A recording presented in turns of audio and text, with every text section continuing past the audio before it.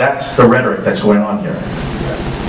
And Senator Henry Cabot Lodge stated that the McKinley administration was compelled to violate the neutrality of those islands, that protests from foreign representatives had already been received and complications with other powers were threatened, that the annexation or some action in regard to those islands had become a military necessity. So they're not listening to the protests and the people of Hawaii. They're saying, we're just going to take it because we need it. And Senator John Morgan is going to explain the joint resolution, because the joint resolution was never intended to have any effect beyond America's borders, because the joint resolution of America can't affect Mexico, right? Can't affect Canada. They knew that back then. What they said was, the joint resolution is going to be the consent given by the House and the Senate to authorize the President to occupy Hawaii. That's what the joint resolution was all about. The joint resolution was then signed by McKinley on July 7, 1898, which enabled him to occupy Hawaii during the war. And on August 12th, Hawaii is occupied physically, with formal ceremonies taking place at the Iolani Palace, where the Hawaiian flag was lowered and the American flag risen. And all the Hawaiian subjects that signed those petitions protested and boycotted it. Yeah? But they also knew the military starting to come in. Now, you don't want to mess with the U.S. military. Don't give them a reason to shoot you. That's why the Queen, her famous words were, "Onipa, stand firm, hold your ground, don't get excited." It's a very tense situation. Now, the limitation of U.S. congressional law. This is Washington, D.C., where they pass joint resolutions and acts, bills that become acts. Well, you have borders. American laws cannot go beyond those borders. Then how can a joint resolution annex Hawaii? Well, the joint resolution didn't annex Hawaii. The joint resolution just authorized the President to occupy Hawaii.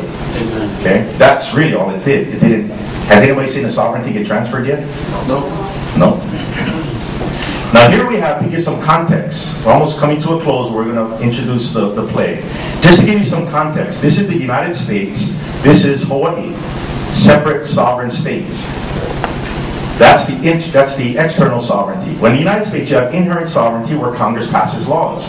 Well, in 1898, Congress passed the Joint Resolution of Annexation. That law has no effect beyond the borders of the United States. Followed by, in 1900, the Territorial Act. The Congress creates a government for the territory of Hawaii. And McKinley then appoints Sanford Dole as the governor. Do you guys see the irony in that? Yeah. That's like New York. The governor of New York is appointed by the president. They're going to appoint John Gotti. He's wearing a suit. He looks cool, but you know his background. If you look, how is it that this president appoints Sanford Dole as the governor, but yet the president before him who did the investigation said he was a traitor? He's still a traitor, but he's seeking protection under President McKinley.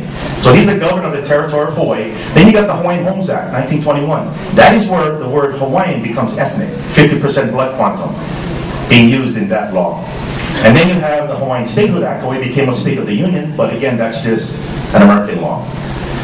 Office of Hawaiian Affairs created, that's another American law. Apology resolution. The United States passed a law apologizing for the overthrow of the Hawaiian Kingdom in 1993. They actually apologized, turned it into law. But it's a joint resolution. No different than the joint resolution of annexation.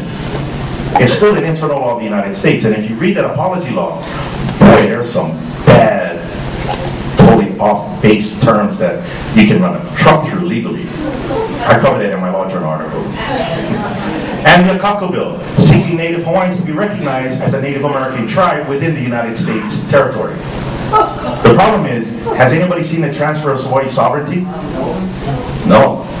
Then you have Hawaii, its inherent sovereignty, Hawaii, a constitutional monarch in 1840, organic acts organizing the executive and judiciary, a criminal code adopted by the Hawaiian legislature, amendment to the Hawaiian Constitution, a civil code adopted by the legislature, another amendment to the Constitution, and the Compile Laws of 1884.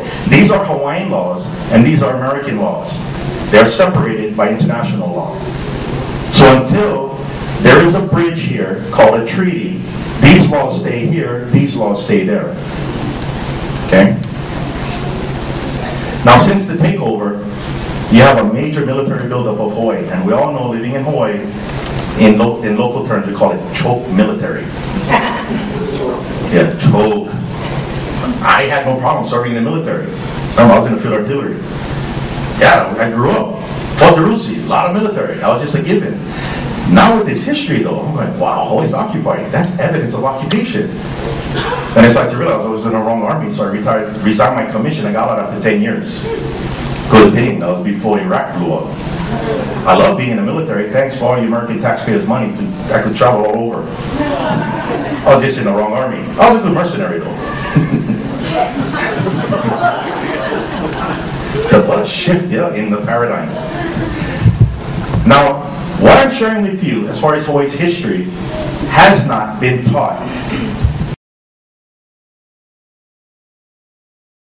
But we all suffered from that. There was a revisionist history. We were led to believe something that wasn't true. And that's not my opinion. That's why it's very important at the University of Hawaii, PhDs are actually diving headfirst into this information, and it's amazing what's all there. It's amazing. It's like it was always there, but nobody understood it. Now here's the propaganda that allowed it to continue. You know, you folks always talk about ceded lands. You always hear ceded lands, ceded lands. Where's the Treaty of Cession though? But everybody's talking about ceded lands. It's implying there was a treaty. Well, did you know the joint resolution back in 1898 was actually used like it was a treaty? That was the sleight of hand. See, that's like David Copperfield making Diamond Head disappear. All he did was adjust everybody to look at the ocean. Diamond Head's still there. It's a sleight of hand. They used the joint resolution as if it was a treaty, and Sanford Dole was part of that propaganda.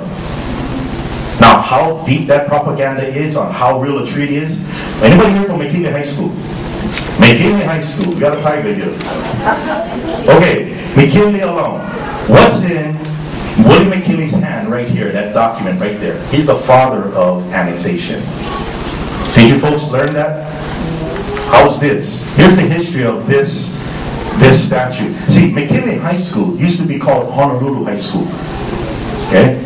It was changed in the early 1900s by the territorial government to call it McKinley High School, the father of annexation.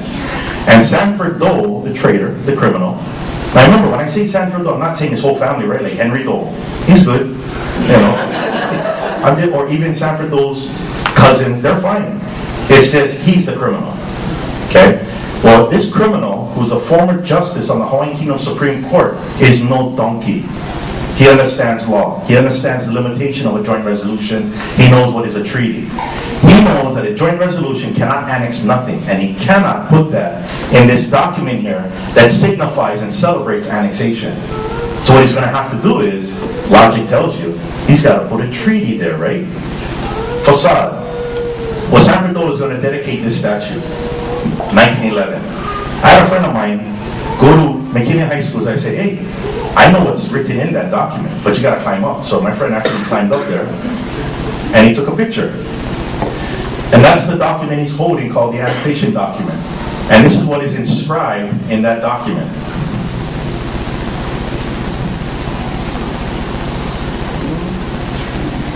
Treaty of annexation. There's no treaty. That was a sleight of hand. And you know what? The propaganda worked because everybody is saying ceded lands. Ceded lands comes from a Treaty of Cession. But if you look at Hawaii's history books, go back and look at all the history books. They refer to the joint resolution as if it's a treaty. But it's not. And the treaty was killed. So the theory of Hawaiian sovereignty and governance, at this point, can you understand why I cannot find, nor can any legal scholar find, a treaty? Which means that Hawaii's sovereignty is still intact. It never left. We were led to believe something that's not true. So sovereignty in Hawaii, 1843, recognized, okay, and then exercised by Hawaiian Kingdom government. That Hawaiian Kingdom government illegally overthrown in 1893. That doesn't mean Hawaii's sovereignty was overthrown. It's like an Iraqi situation. Hawaii's still a country, since we didn't know it. Yeah. So without a treaty, the United States cannot claim to have sovereignty over Hawaii. United States laws can only affect U.S. territory. All those laws. And the Hawaiian Kingdom continues to exist as a sovereign state under international law. It's nothing to do with the sovereignty movement you see today, with people claiming to be queen, king, prime ministers. We're talking about a sovereign state without a government.